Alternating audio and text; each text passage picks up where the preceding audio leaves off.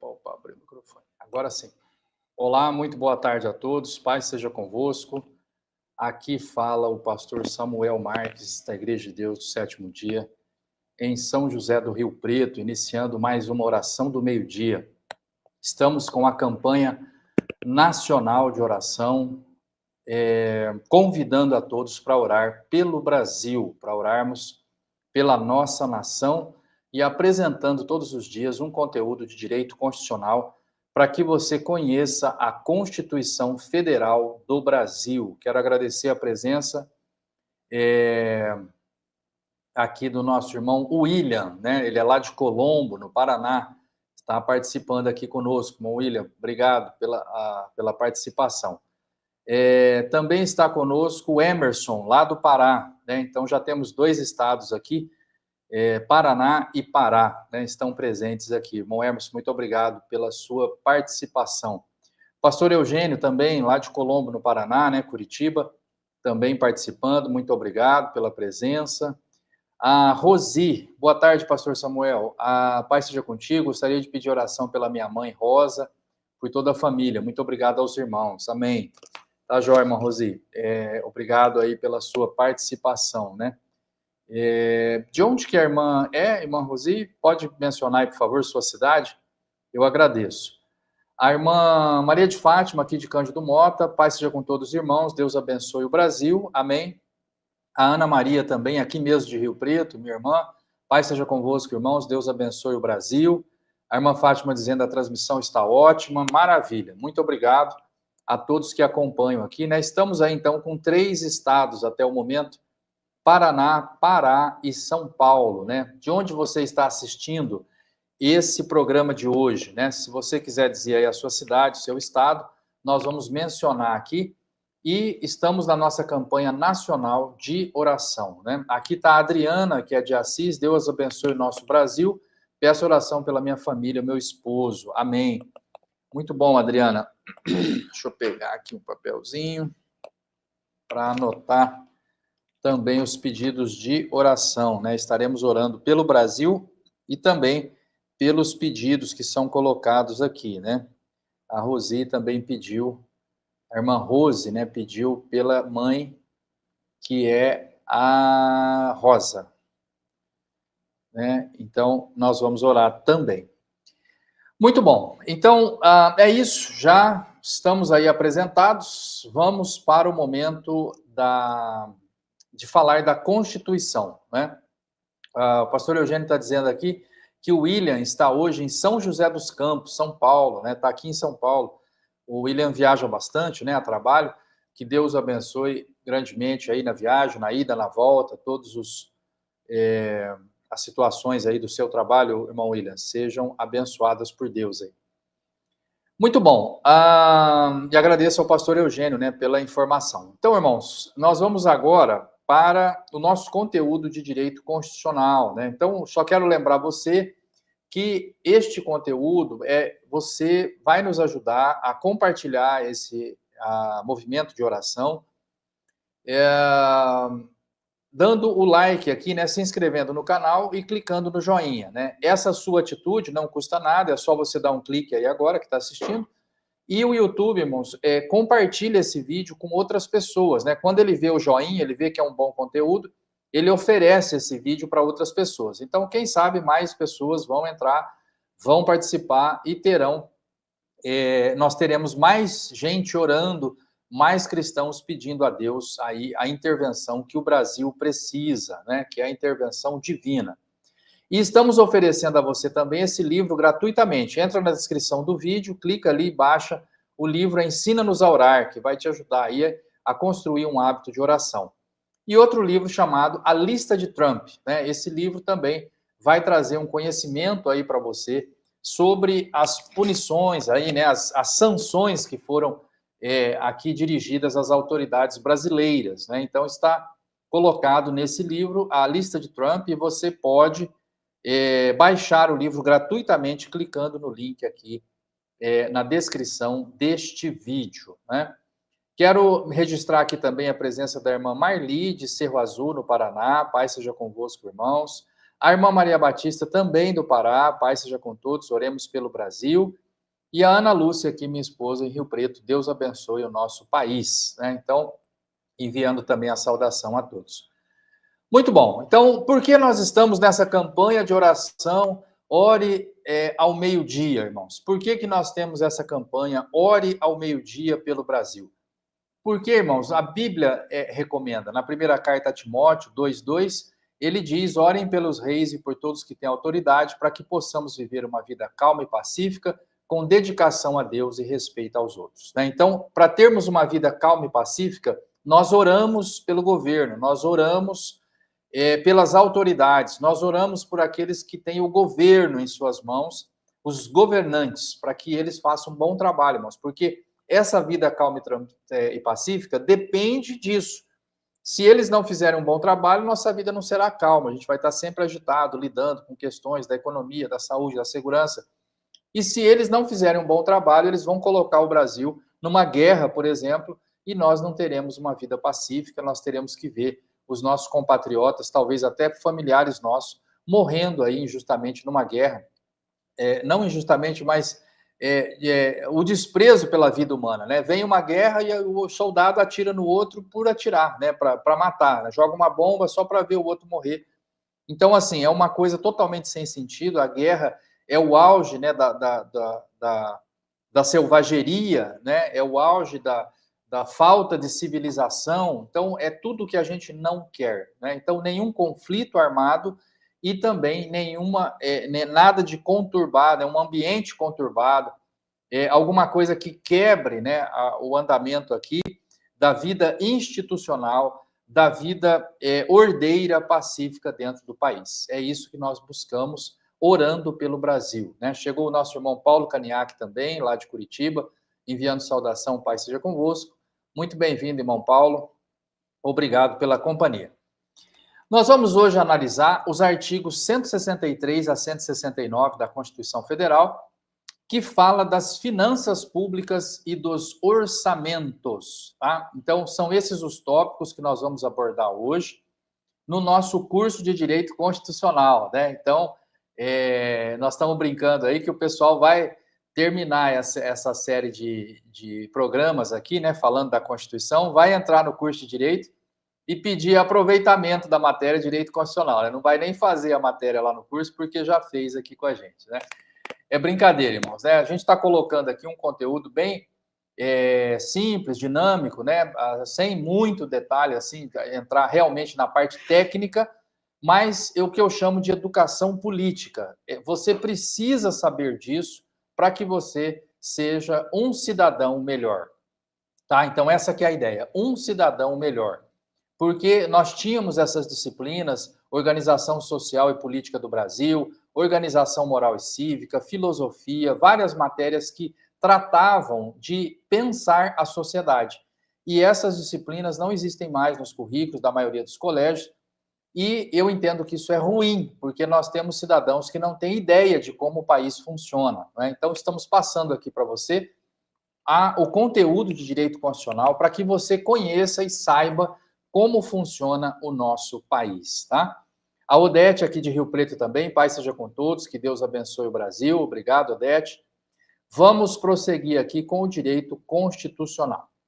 Veja bem, no artigo, nós vamos trabalhar entre os artigos 163 a 169, né? E eu vou destacar alguns deles aqui, começando pelo 164A.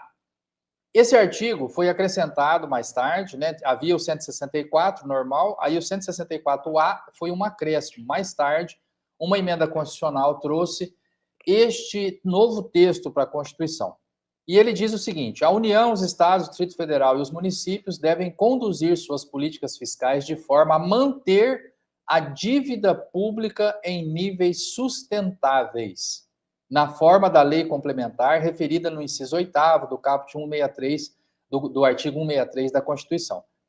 Então, veja, o 164A, ele diz o seguinte: o Estado, a União, o Distrito Federal e os municípios, né, ou seja, todos os governos, lembra que eu falei para vocês que o governo se divide, né, em níveis, tem o governo do nível municipal, então são todos os municípios, o governo do nível estadual, são todos os estados, né? Então, são mais de 5 mil municípios, são 27 estados, e a União, que também é um governo, que é o governo federal, e o governo do Distrito Federal, né? Que não é nem estado, nem município, tem característica dos dois, a gente conversou.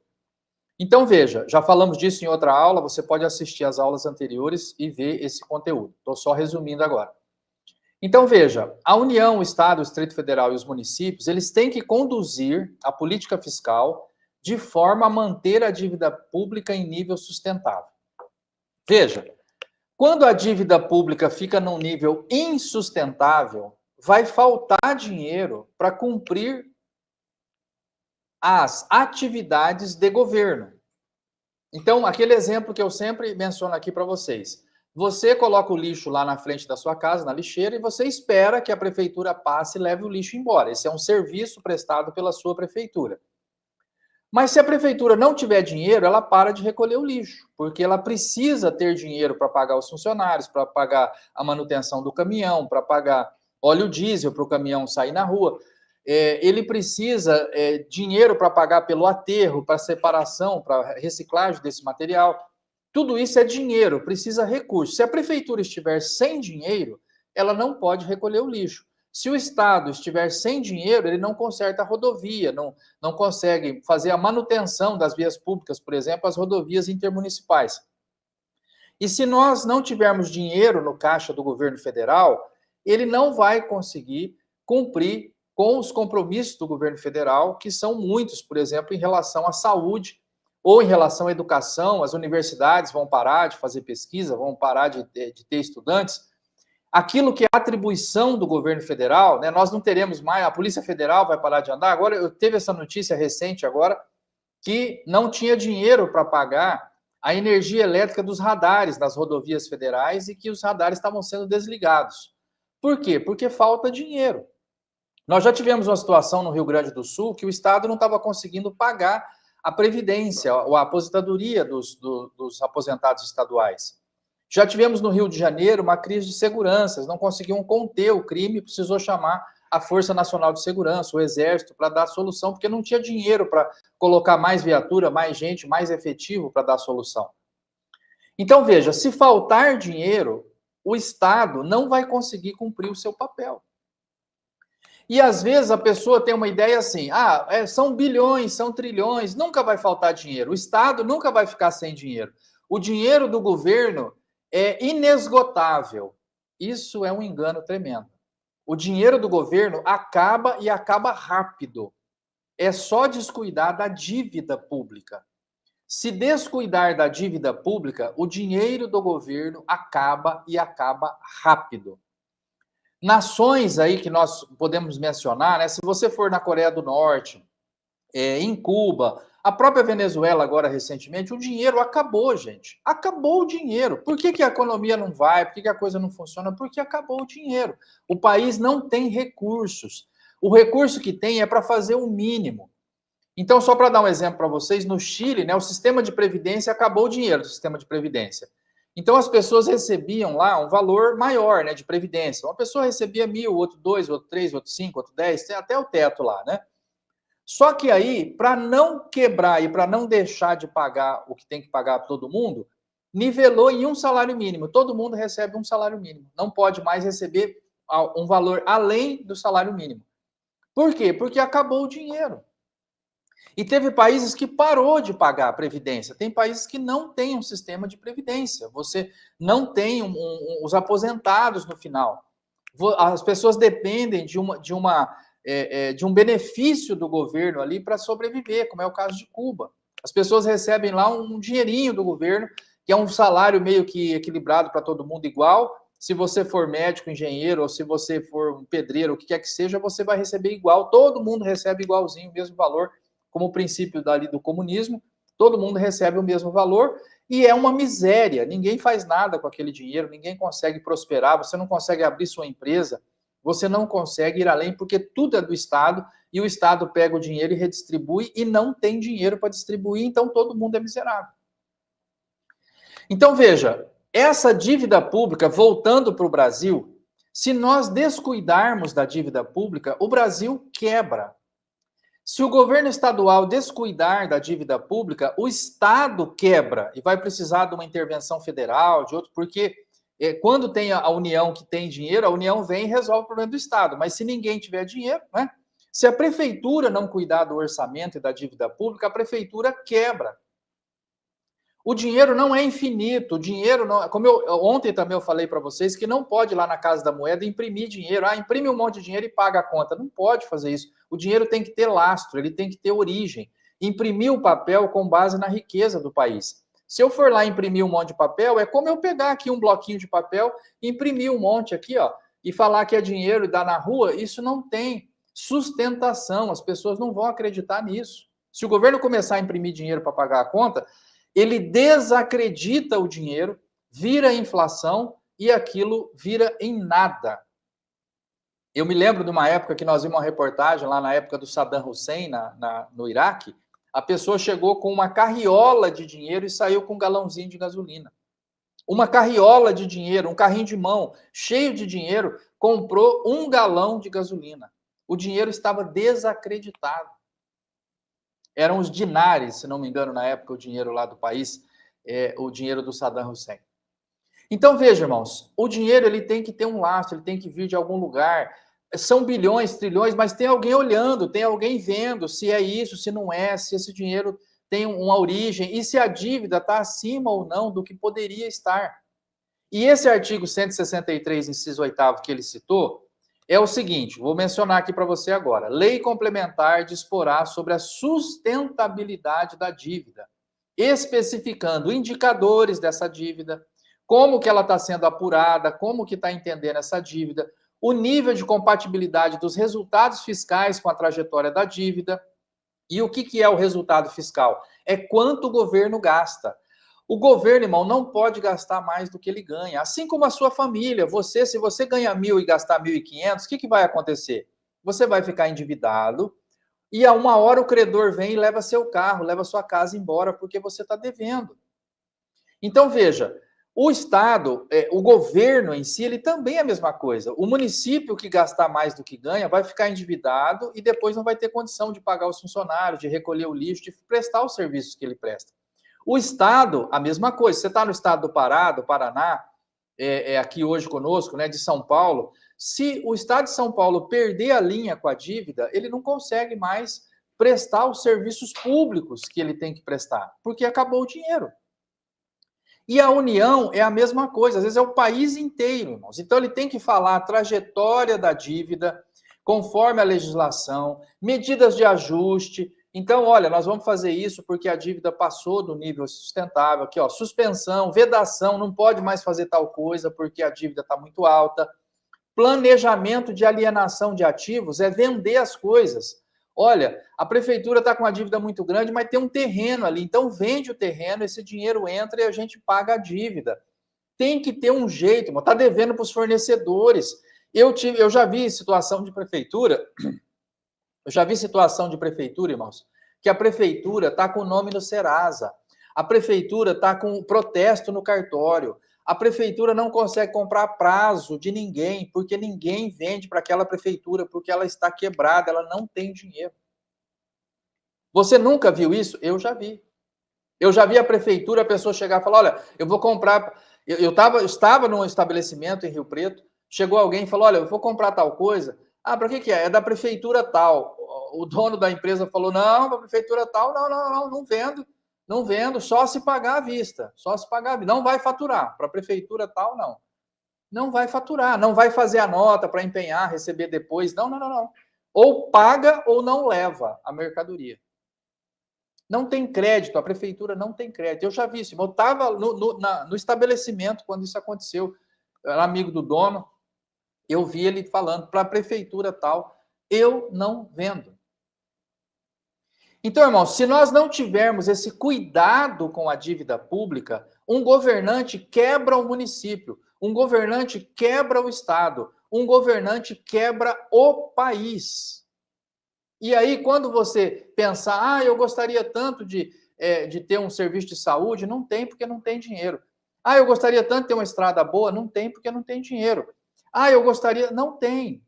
O Estado não produz nada, ele não cria receita, ele não produz e vende algum produto. No Estado, irmão, ele não tem recurso, ele não gera renda, ele não gera riqueza. O Estado depende do pagamento de impostos. Reúne os impostos, gasta mal, ele não tem como cumprir o seu papel. E nós precisamos estar atentos para isso, irmão. Talvez você fale, mas como que eu vou lá fiscalizar Brasília? Mas você não precisa fiscalizar o orçamento federal. Você pode fiscalizar o orçamento municipal. Todo ano, a Câmara Municipal faz o orçamento do município, define onde serão os gastos, faz uma audiência pública, onde é permitido qualquer cidadão participar. E eu pergunto para você, você já foi em alguma audiência pública? Você já foi lá para ver onde eles estão gastando, o que eles estão fazendo? Você já cobrou o seu vereador, o seu deputado estadual, como ele está usando o dinheiro, como que ele está interferindo aí para fazer com que a dívida pública diminua e fique dentro de padrões aceitáveis? Esse aqui, irmãos, é uma evolução da dívida pública do Brasil. Foi publicado no site Poder 360, e dizendo que a dívida pública do Brasil está em quase 8 trilhões, né? Ele só vem subindo aqui, esse aqui são os anos, né, de presidente a presidente, e a dívida está chegando em 8 trilhões de reais, tá? Não é bi, é tri. Né? E essa dívida é uma dívida altíssima, que tem consumido muito dinheiro do orçamento. Boa parte do orçamento é pagamento de juros. Imagina você, se você tiver uma prestação do carro, uma prestação da casa, uma prestação do guarda-roupa lá na Casa Bahia, uma prestação disso, daquilo. Quanto de juro você está pagando? E quantas prestações você está pagando?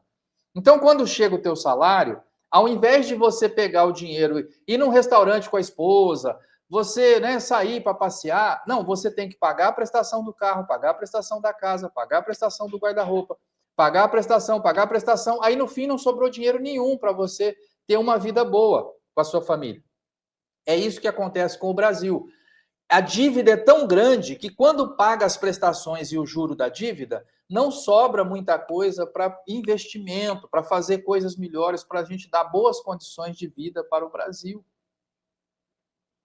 Para os brasileiros. Então, isso é um assunto importante. Né? Chegou aqui a irmã Maria de Fátima dizendo, louvado seja Deus pelo curso gratuito. Deus abençoe, pastor Samuel e professor Samuel, né? Professor também, aqui nesse nosso programa agora, estamos dando aula de direito constitucional também, né? E a Marinalva também, lá do Sergipe, Deus seja louvado. Então, estamos aqui já em 5 estados, né?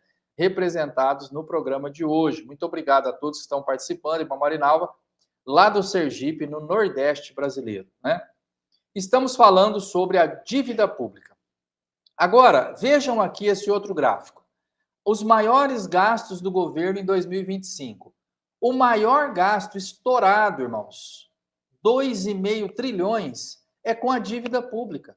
É para pagar o que já está devendo.